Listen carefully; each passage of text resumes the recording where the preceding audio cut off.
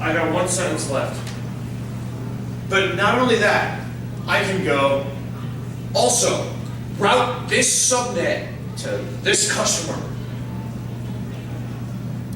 That's prefix delegation, and it's actually a very hard problem to solve because you not only have to get the client to request it, but you actually have to inject it into your internet service provider's routing tables and shove it off towards the customer. So, conventional sort of way you do this before and you're buying from a big carrier or something is you have your own router, you speak BGP to them or something, you advertise some prefixes. But setting up BGP is a little bit tricky to explain to the home user.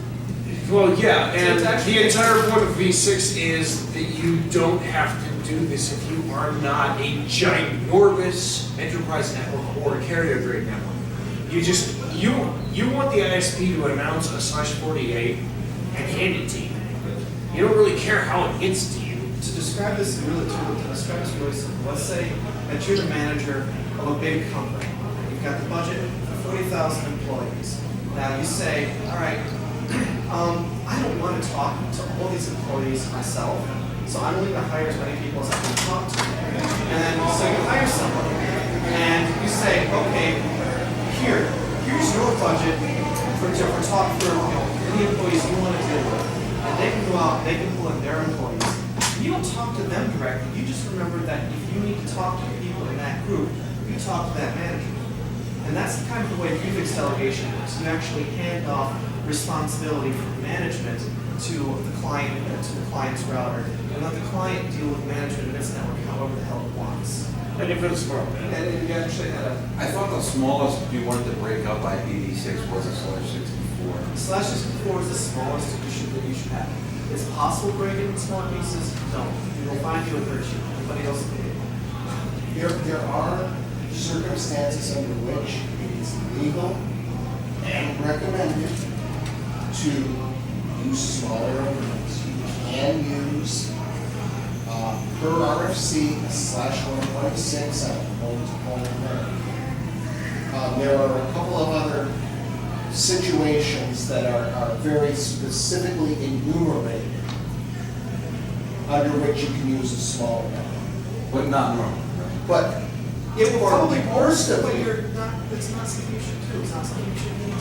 It's not something you should worry about, but it is technically legal. The equipment supports it. Some people, after assigning /30s to their T1s for so long, have a hard time giving a /64 to a circuit that can only ever have 2 hosts. There is something that it takes a different type of mindset. It's going to be a part of that, right?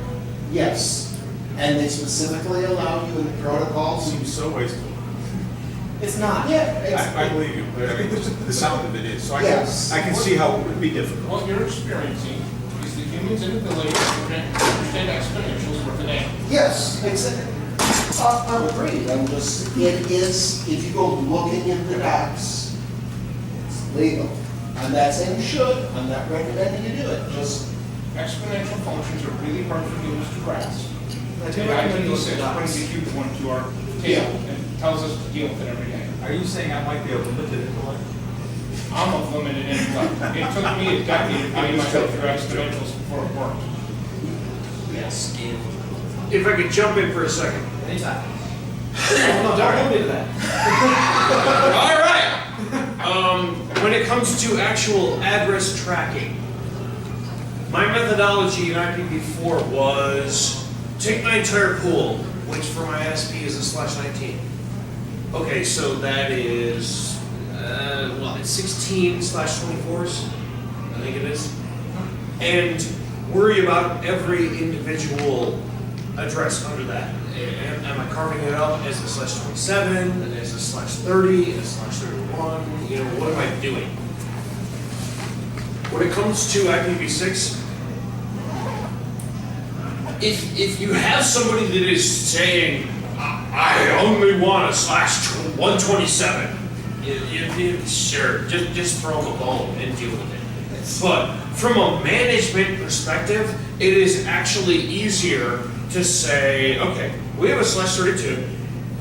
We only think of our sub-networks in terms of a /48, a /56, and a /64. How many networks do we have available under this space? Don't think of it as how many hosts you have. You have 4 billion. Because you effectively have an infinite number of hosts. No one is ever going to fill a /64. Well, actually, you have 4 billion /64, so you got a /32. Okay, then you have a horrible design problem I'm on your sorry, hands, and I'm very sorry for you. I'm sorry, I might have got my exponential screwed up. You might have. But no, just be like, okay, so I've got a server block with 8 servers. Hang in the /64. Don't try to address it beyond that. Don't overcomplicate it. Don't try to design any kind of address tracking system beyond that. One, it doesn't scale down that well. It's going to be a nightmare to search through. Two, no existing tool for tracking IPv6 scales down that well because it's a bad idea. And just don't overthink it. It's just another address that you slap on your host. Don't overthink it, and don't let this whole. It's huge. There's 65,000 possible addresses in this segment, in this insignificant subnet. Don't let that go to your head. It's just one, maybe two if you're playing with IPv6 multicast. Treat it the same from a security perspective, and actually take your address management and actually go from the individual host up to the subnet layer. Because that's the only level you're going to be able to ever hope to control. Don't try to control the individual host. Do we have any other questions? I think we've probably beaten this one. Into the ground? I think we've taken a finishing nail hammer and put it through the block of wood. So, The block of wood is no longer I accessible. support that, and I know, I am the con chair. I know you only have a few minutes left. I didn't mean to hijack your talk. I just want to say, hi. Hello, Governor. Do you want to come to prom with me? I'm married, but okay. Come on, honey, let's go. I know you put that mini skirt on for me. Let's rock it. This mini skirt's actually longer than the other one, but okay. so do we have any more questions? That's long, Any other Such a things? beer for me. Well, you know what? There's going to be a bar there. So come Oh, good. Yep, Sure, yep. there's a few chairs. He's gonna need one. All right. Oh, did you there are. need anything else from me? Just a handshake. Okay. See you Okay. next year. Yeah, absolutely. That guy and that guy. Those two right there. Tech boy and Jeff. Just girl. I know, there's a reason Come, that I've been sir. snagging you guys after this meeting. Bye-bye. About a quarter of the people in this room were people that I actually said, hey, I want you to show up. Dancing, music, loud noise. This actually, I think this talk went incredibly well. I'm really glad for the amount of information flow that happened here. I learned a lot, and I know at least a few of you did. I'm going to be probably talking about IPv6 again next year. I'm probably not going to be doing a IPv6 in the home presentation because I don't know how many. I think most of you were there. It was weird because last year the opposite happened. People came to the enterprise expecting to talk about the home. Yeah, I did 4 presentations on IPv6 last year as well, and the IPv6 in the enterprise was filled with people who just wanted to know what IPv6 was. This year, my IPv6 in the home was filled with people who didn't have anything else to do.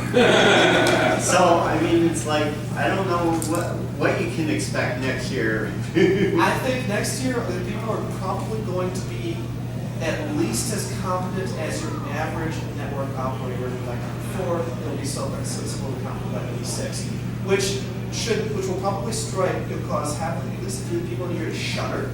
But that is better than where we are today, and it's better than we were last year. Always happy for improvement. I don't think there's anything left to record. Was there something to record earlier, or? What's his face being drunk and ranting? Yeah. It's gotta be worth the video. There was a lot of really good